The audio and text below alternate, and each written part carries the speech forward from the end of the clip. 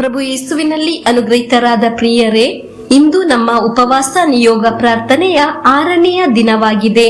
Daily blessing ಎಂಬ ವಚನ ಶುಶ್ರೂಷೆಯಲ್ಲಿ ದೇವರ ವಾಕ್ಯವನ್ನು ಆಲಿಸುವ ನಿಮ್ಮೊಬ್ಬೊಬ್ಬರಿಗಾಗಿ ಪ್ರಾರ್ಥಿಸುತ್ತೇನೆ. ನಿಮ್ಮ ಒಂದೊಂದು ನಿಯೋಗಕ್ಕಾಗಿ ಪ್ರಾರ್ಥಿಸುತ್ತೇನೆ. ನಿಮ್ಮ ಕುಟುಂಬದಲ್ಲಿ ಒಗ್ಗಟ್ಟು ಇರುವ ಒಂದು ಸನ್ನಿವೇಶನ ಉಂಟಾಗಲಿ ಎಂದು ಪ್ರಾರ್ಥಿಸುತ್ತೇನೆ. ಇಂದು ಮನೆಗಳಲ್ಲಿ, ಆಸ್ಪತ್ರೆಯಲ್ಲಿ ರೋಗಿ ಆಗಿ ಮಲಗಿರುವ ಪ್ರತಿಯೊಬ್ಬರನ್ನು ನೆನೆಸಿ ಪ್ರಾರ್ಥಿಸುತ್ತೇನೆ. ಹಲವು ವಿಧದ ಸಮಸ್ಯೆಯಿಂದ ಇಂದು ನಾನು ಏನು ಮಾಡುವುದು ಎಂದು ಚಿಂತಿಸಿ ಪ್ರಾರ್ಥಿಸುತ್ತಿರುವವರನ್ನೆಲ್ಲರೂ ಇದ್ದಾರೆ. ಅವರೆಲ್ಲರಿಗಾಗಿ ಪ್ರಾರ್ಥಿಸುತ್ತೇನೆ. ಚಿಕ್ಕದು ದೊಡ್ಡದು ಆದ ಎಲ್ಲಾ ಸಂಕಟಗಳು ದೇವರ ಬಲ ಇರುವ ಕರಗಳಿಗೆ ಒಪ್ಪಿಸಿಕೊಟ್ಟು ಪ್ರಾರ್ಥಿಸುತ್ತೇನೆ. ದೇವರು ನಿಮಗೆ ಸಮೃದ್ಧಿಯಾಗಿ ಅನುಗ್ರಹಿಸಲಿ. ಪ್ರಾರ್ಥನೆಯೊಂದಿಗೆ, ಸಂತೋಷದೊಂದಿಗೆ, ವಿಶ್ವಾಸದೊಂದಿಗೆ ನಮಗೆ ದೇವರ ವಾಕ್ಯವನ್ನು ಶ್ರದ್ಧೆಯಿಂದ ಆಲಿಸೋಣ. ಇಬ್ರಿಯರಿಗೆ ಬರೆದ ಪತ್ರ 13ನೇ ಅಧ್ಯಾಯ 5ನೇ ವಾಕ್ಯದಲ್ಲಿ ಹೀಗೆ ಬರೆದಿದೆ, ಆಲಿಸೋಣ. ಎಂದೆಂದಿಗೂ ನಾನು ನಿನ್ನ ಕೈ ಬಿಡಲಾರೆ, ತ್ಯಜಿಸಲಾರೆ ಎಂದು ದೇವರೇ ಹೇಳಿದ್ದಾರೆ. ಪ್ರಿಯರೇ, ನಾವು ಯಾರೇ ಆಗಿದ್ದರು, ಯಾವುದೇ ಒಂದು ಅವಸ್ಥೆಯಲ್ಲಿ ಇರುವವರು ಆಗಿದ್ದರು, ಯಾವುದೆಲ್ಲ ಕುಂದುಕೊರತೆಗಳು ನಮ್ಮ ಜೀವನದಲ್ಲಿ ಇದ್ದರೂ, ಇವತ್ತಿನವರೆಗೂ ಅದನ್ನು ನಾವು ಅನುಭವಿಸುತ್ತಿರುವ ವ್ಯಕ್ತಿಯಾದರೂ, ನನ್ನನ್ನು ದೇವರು ಶಿಕ್ಷಿಸುತ್ತಾರೆ ಎಂದು ಎದರಿ ಬದುಕುವ ವ್ಯಕ್ತಿಯಾದರೂ, ಈ ವಾಕ್ಯ ನಿಮ್ಮೊಂದಿಗೆ ಮಾತನಾಡುತ್ತಿದೆ. ನಾನು ನಿನ್ನ ಕುಟುಂಬದವರನ್ನು ಎಂದೆಂದಿಗೂ ಕೈ ಬಿಡಲಾರೆ, ತ್ಯಜಿಸಲಾರೆ ಎಂದು. ಪ್ರಿಯರೇ, ಇಷ್ಟು ಒಂದು ದೊಡ್ಡ ನೋವಾಗಿದೆ. ನಮ್ಮನ್ನು ನೋಡಿ, ನಾವು ನಂಬಿದವರು ಯಾರಾದರೂ ನೋಡಿ ನೋಡದ ಹಾಗೆ, ಪರಿಗಣಿಸದ ಹಾಗೆ ನಿರ್ಲಕ್ಷಿಸುವ ಸಂದರ್ಭದಲ್ಲಿ ನಮಗೆ ಉಂಟಾಗುವ, ನಮ್ಮ ಹೃದಯದಲ್ಲಿ ಉಂಟಾಗುವ ಒಂದು ದೊಡ್ಡ ಒಂದು ನೋವಾಗಿದೆ.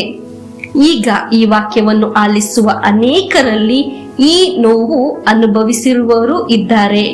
ಅನೇಕರು ನಿರ್ಲಕ್ಷಿಸಿ ಮೋಸ ಮಾಡಿದ ಕಹಿ ಘಟನೆ ಆಗಿರುವ ಅನುಭವ ನಿಮಗೆ ಇರಬಹುದು. ಇಂದು ನೀವು ಪ್ರಾರ್ಥಿಸಿರಿ ಪ್ರಿಯರೇ.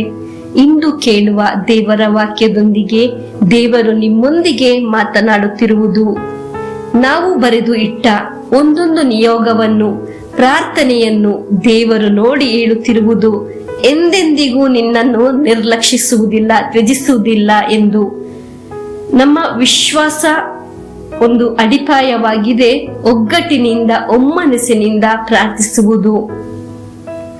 ಒಂದು ಸಮಯ ನೀವು ಎಲ್ಲಾ ಜಾಗದಲ್ಲಿ ಒಬ್ಬಂಟಿಯಾಗಿರುವ ಅವಸ್ಥೆಯಲ್ಲಿ ಆಗಿರಬಹುದು, ಮಾನಸಿಕವಾಗಿ ನೊಂದು ಹೋಗಿರಬಹುದು, ಎಲ್ಲ ಕಡೆ ಸೋಲಿನ ಮೇಲೆ ಸೋಲು ಅನುಭವಿಸಿದ ಅವಸ್ಥೆಯಾಗಿರಬಹುದು.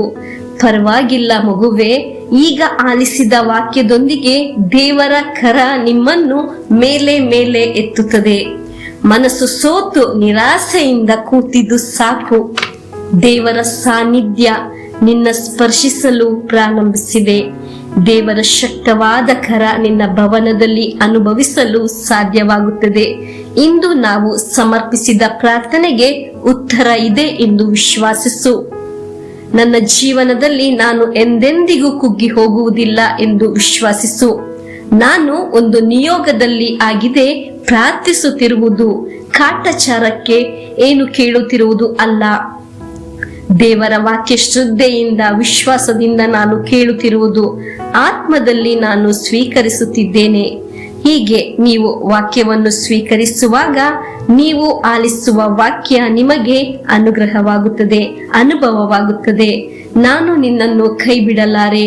ದೇವರ ವಾಕ್ಯವನ್ನು ವಿಶ್ವಾಸಿಸಿ ನಮಗೆ ನಿಯೋಗ ಪ್ರಾರ್ಥನೆಯನ್ನು ಹೇಳೋಣ. ನಜರೇತಿನ ನನ್ನ ಯೇಸುವೆ, ಈ ಉಪವಾಸ ನಿಯೋಗ ಪ್ರಾರ್ಥನೆಯಲ್ಲಿ ನಾನು ಸಮರ್ಪಿಸಿದ ಈ 3 ನಿಯೋಗವನ್ನು ನೀವು ಸ್ವೀಕರಿಸಿರಿ. ಅದರ ಮೇಲೆ ಇರುವ ಸಕಲ ಬಂಧನಗಳನ್ನು, ಅಡೆತಡೆಗಳನ್ನು ಪೂರ್ಣವಾಗಿ ತೆಗೆದು ಹಾಕಿ ನನಗೆ ಅದನ್ನು ಸಾಧಿಸಿಕೊಟ್ಟು ನನ್ನನ್ನು, ನನ್ನ ಕುಟುಂಬವನ್ನು ಅನುಗ್ರಹಿಸಿರಿ. ಆಮೆನ್. ಪ್ರಿಯರೇ, ಪ್ರಭುವಿನ ಆಶೀರ್ವಾದವನ್ನು ಸ್ವೀಕರಿಸೋಣ. ನಮ್ಮ ಪ್ರಭು ಯೇಸು ಕ್ರಿಸ್ತರ ವರಪ್ರಸಾದವು, ದೇವರ ಪ್ರೀತಿಯು, ಪವಿತ್ರಾತ್ಮರ ಅನ್ಯೋನ್ಯತೆಯು ನಮ್ಮೊಡನೆ ಇರಲಿ.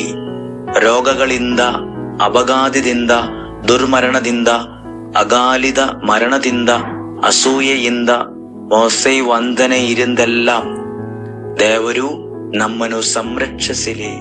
Hallelujah, amen.